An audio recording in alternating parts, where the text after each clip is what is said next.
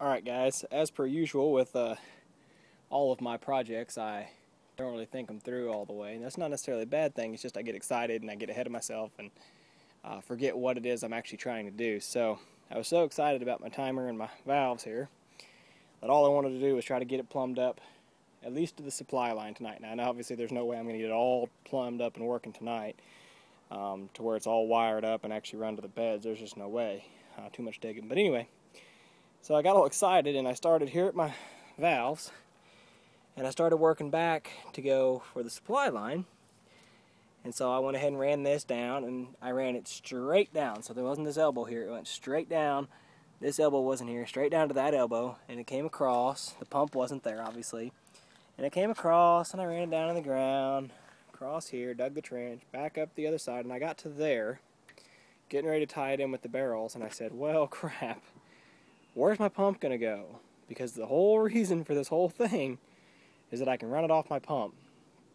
So I stood there and I stared at it and I walked away, and I came back for probably about an hour just thinking, staring, and finally figured it out. And the solution was actually really simple.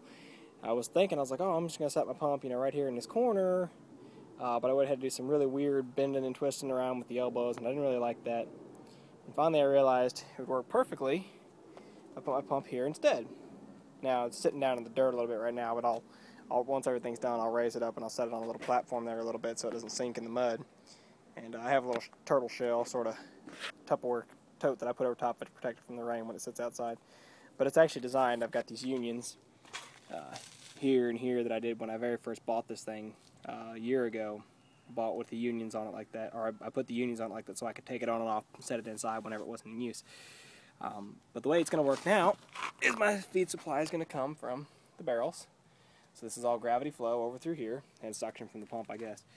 And it actually it'll run underneath the pump, and then it turns in a U back up and come into the pump. That's the inlet side of the pump.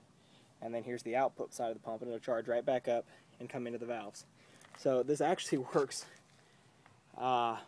far better than I anticipated. When I first started looking at the pump, I thought, man, this thing's going to be a mess. This is going to be...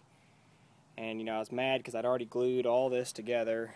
And I thought, man, I just wasted all that. I'm going to have to cut all that back apart and fix it. But actually, all I ended up doing was cutting out this section from here to right there. It was just a piece of straight pipe. I just cut it out, put on the 90 to come over to the pump, and then put on this 90.